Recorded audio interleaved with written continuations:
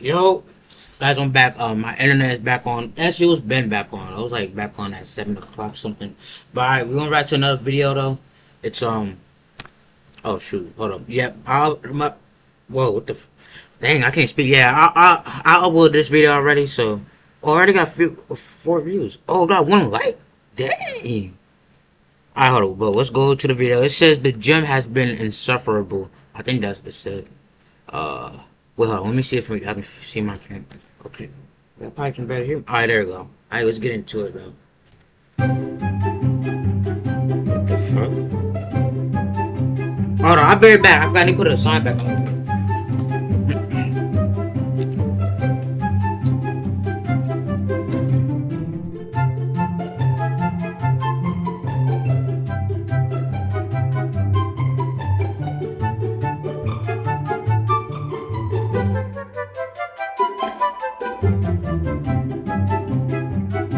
I think after watching those clips, we can finally say that the gym has officially become the most bizarre place on earth. And look, as someone who's had his own fitness journey, you know, losing weight, gaining weight, bulking, cutting, I've literally been all over the weight spectrum. As someone who's gone through that journey, I'll tell you one thing. I'm not one to make fun of someone's fitness. But if I do say something, if I make a comment, it is intended to be constructive criticism. But now that I've made that clear, because I don't need Joey Swole coming after me for this video, getting me canceled or attacked by the whole internet. But with that aside though, we really have to talk about how chaotic the gym has become. I mean, you walk in there and you never know what you're gonna see. Whether it's the workouts, the outfits, the mannerisms, there's always something that just leaves me puzzled when I go to the gym. And I mean, if you're an avid gym goer, you probably know about this. The gym archetypes. One thing you can count on is that any gym you go to will probably have at least a couple of these archetype of gym goers. We got the know-it-all but don't show-it-all freaky old men. These are the old men who go to the gym and will probably do the most unconventional workouts. I mean, these workouts are just insane. They'll have you questioning what exactly are they training for. They'll do these workouts and swear up and down that they're effective. Not only that, they'll even try to give you advice on your workout. And I mean, look, it's their body, their choice. They can do whatever workout they want to do. But I get irked out by just 2 things that this archetype does. The first thing is that they love to talk. And I mean, look, it's not bad that they're friendly, but if you're friendly back to them, they will sit there and talk to you for 15 minutes straight. I mean, every time you try to wrap up a topic or just walk away, they'll switch the topic. They'll find some way to keep talking to you. And look, I don't want to sound like an asshole here, but I can usually only be at the gym for like 2 hours. Now, if you consider things like the gym being packed, the time it takes me to warm up, the time I lose when I get on my phone, I'm probably only working out for like an hour and some change. Getting into a conversation with these old men feels like activating a trap card. You automatically lose like 10 to 15 gym minutes on some Yu-Gi-Oh shit. Now, the second thing I hate about this archetype of gym goers, and this might be my least favorite thing about the gym, it's the locker room. I don't know what it is about old men, especially old white men,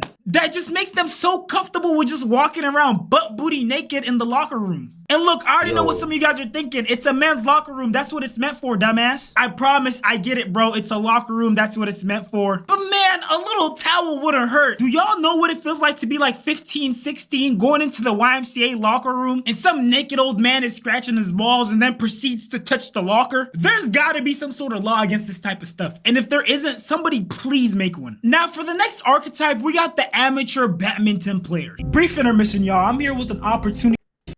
Was a program a couple mobile just simply been playing it, noticing and feature download right now.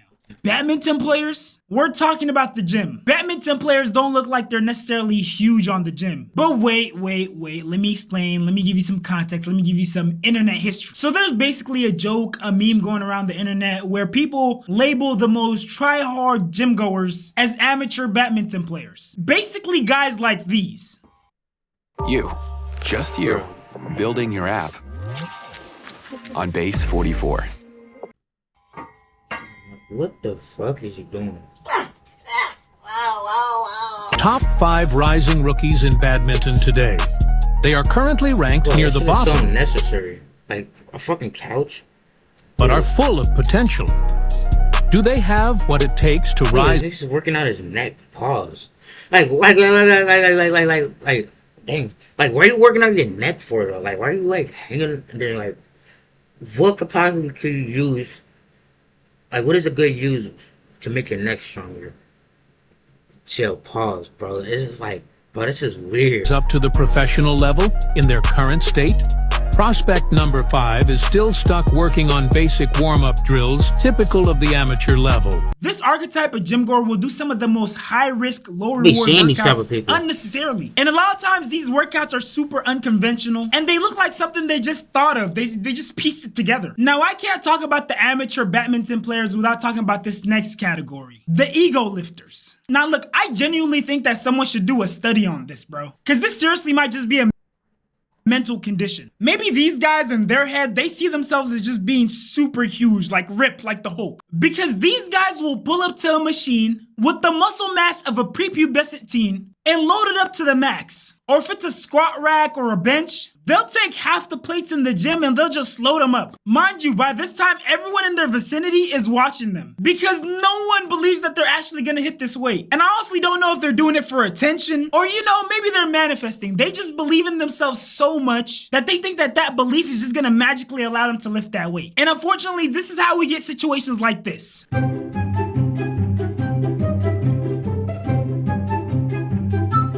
And now, don't get me wrong, if that's what you want to do with your free will, go ahead and do it. But at least do it in a safe manner. But see, that's the thing. When you're messing with that amount of weight, there really isn't much room for error. Usually with these ego lifters, stuff like this ends up happening. Now, a lot of people were giving this guy a hard time for throwing his weights, which I totally understand because it's very dangerous to do so, especially when you have people working out in close proximity to you. The weights could bounce, they could roll, hit somebody in the foot, whatever. It's not safe to do. I personally know a few people who have had weights dropped on their foot by other people in the gym, resulting in a broken toe or toenails missing. So yeah, do not do this. When you got plates and dumbbells flying everywhere with people in your vicinity, at that point, you're just risking someone's safety. Like, you can easily break someone's toes or foot doing something like this. Now, for this next category, I gotta be very careful with my choice of words because I'm gonna be tiptoeing the line of cancellation. But for you guys, I'm willing to risk it. We got the pseudo-nude models. Now, the reason I'm calling these ladies pseudo-nude models is because they come to the gym in outfits that literally show the outline of their whole body, even their private part. And I mean, these gym outfits just keep getting riskier and more revealing by the day. There's literally a huge uproar on Gym Talk right now, Gym TikTok, about what women are wearing to the gym. Even I'm surprised that I'm able to say this, but this is one of the few times that men and women are agreeing on something. And it's that the outfits are getting a little bit crazy. Women enable women's bad behavior, and men can't say anything honest or true without being ridiculed.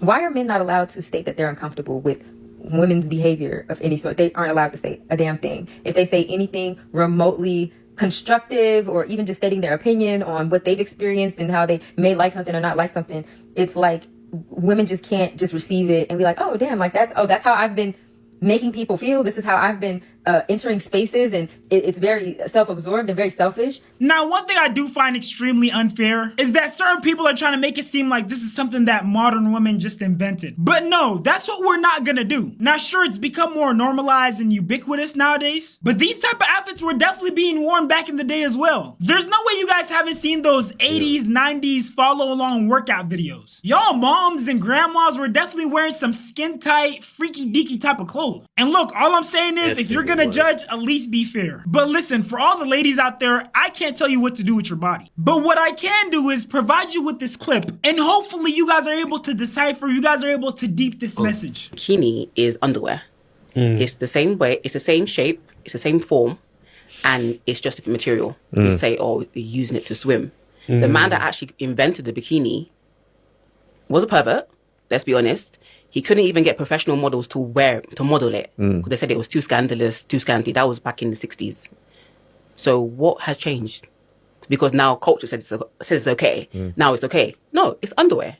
It's the same thing as wearing your underwear. If you wouldn't wear that to church, you wouldn't wear that outside your house, just because you're on the beach doesn't change the fact that people can see your whole body. And hey, for the ones who got it, they got it. For the ones who didn't, I don't know what to tell you. Moving on to the next category. We got the gym content creators. Now look, I'm not gonna go too crazy on them because we do share the same profession, but I think the gym content creators that bother all of us are the ones who go to the gym, a public gym to be specific, and they not only take up space, but they feel entitled to the space. As if they own the gym. Like they'll literally set up these big ass cameras, have a whole workstation, and then expect people, while being at a public gym mind you, not to walk in and out the frame. And the worst of these content creators are the ones who end up getting aggressive with regular gym goers. Like, buddy, not everyone wants to be on camera, and this is a shared space that you don't even own. And I mean, luckily this stuff has heavily died down because of Joey Swole, a gym content creator who calls people out on their bullshit. Hey, yo, Joey Swole, hey, what's up, my guy? If you're seeing this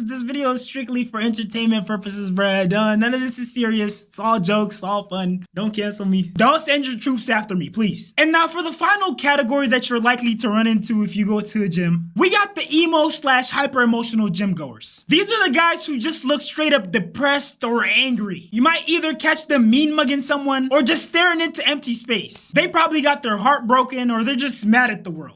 Now, don't get me wrong, a lot of times these guys are super strong. But I mean, when you got that much emotion behind your workouts, what do you expect? But the only thing about these type of guys is, I don't know if they think they're in some sort of edit, but when you see them at the gym, you're just wondering, brother, are you okay? Like the way they attack the weights, you would think that that's their ex that broke their heart. But I mean, hey, that's one of the things that the gym is useful for. And apparently that's not the only thing that the gym is useful for. Because you see, in recent times, as club culture has been dying, because you know, people go to the club and have shootouts, buy sections just to stand on top of chairs and mean mug people, pay for overpriced alcohol, and not do the one thing that the club was actually intended for, which is dance, socialize, and actually have a good time. Yeah, ever since that's happened to club culture, people have started treating the gym like a club. I mean, people are literally pulling up to the club in their Sunday best. Designer outfits, women pulling up with a face full of makeup. And the thing is, gyms aren't oblivious to this either. We have gyms that have DJs, cafes, barbershops. And honestly, I'll take this over people going to the club and getting drunk any day, because at least people are coming together to participate in improvement. But with that being said though, if you made it this far, I appreciate you for watching. This was a real quick video. I'm moving into my new place right now, so I thought I'd just drop something to keep up with my consistency streak. Shout out Solid for letting me use Oh, alright, well, yeah. Well, that was it. This was about a gym video, which I low-key kind of agree. But sometimes these gym low-key be going crazy. What the fuck is on my own? But yeah, that was another video. I'm gonna post like 2 more videos, I think, after this drawing. This one was just a quick one. So yeah, I hope you guys enjoy it. Make sure you guys like and subscribe. And yeah, peace. I'll be back.